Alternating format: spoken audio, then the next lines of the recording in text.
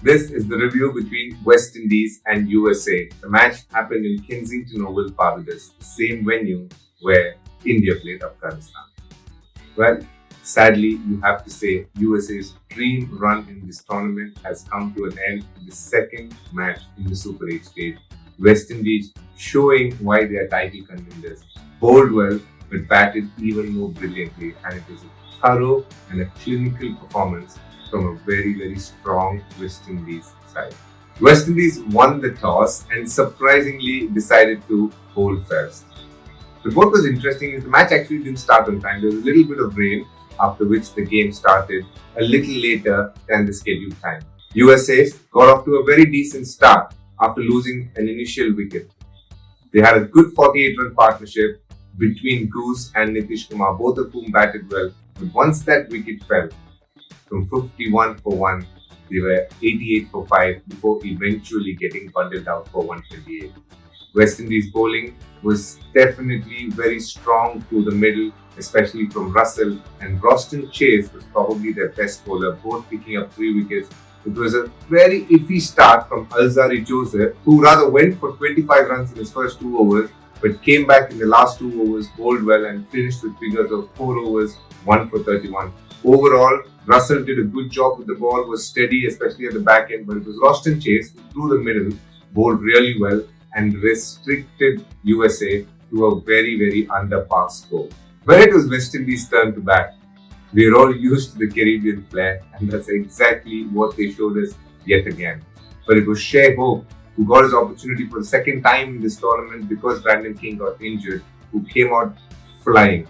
He got an outstanding 82 of 37 balls, dominated in the power play, and post the power play, played some lovely shots. Very hard against Millen, who went for 3 sixes in 1 over. And towards the end, as always, Nicholas Pooran, one of the best batters in this format, came out, played some lovely shots at the end, and got a quick fire 27. And West Indies chased down the total comfortably just in 10.3, and they have many balls to spare, and because of which their net run rate is going to definitely go up. Solid batting from both these West Indian batters, and something that we are used to. We saw how well Shai Hope did for DC and Nicholas Pooran over the years for any team that he's played in this format.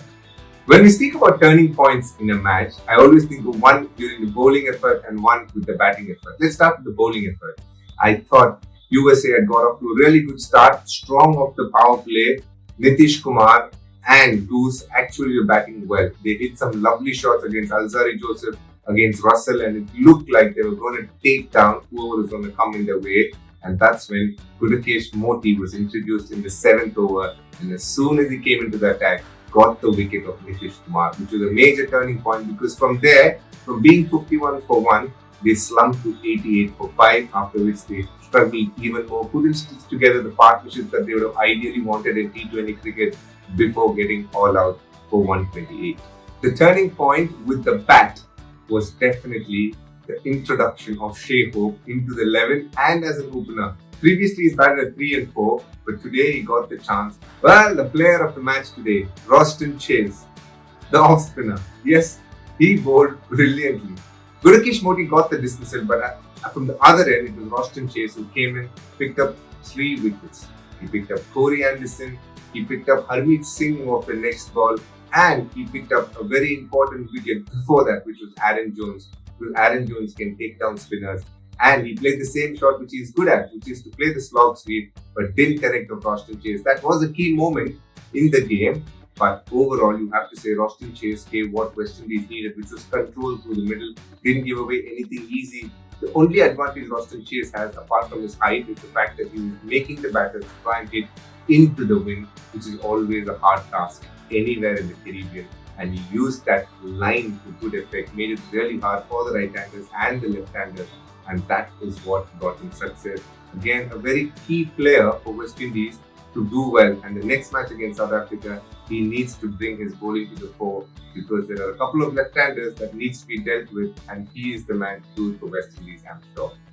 Well, what this result does for the group is that West Indies have thrown a spanner in South Africa's works, because West Indies South Africa is literally going to be a quarterfinal. Whoever wins that will go through from that group, and England is most likely going to beat USA and probably with a good run rate as well. And that assures them of a chance to go into the quarterfinals. So we're going to see in this group stage in the last, which is in a couple of days' time, England take on USA, they beat USA, they go through. West Indies, South Africa, whoever wins that game goes through as well.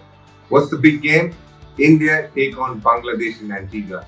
Bangladesh coming off a loss against Australia, India coming off a win against Afghanistan. We all know the last time they played each other in a World Cup, it was a rather close encounter in Australia.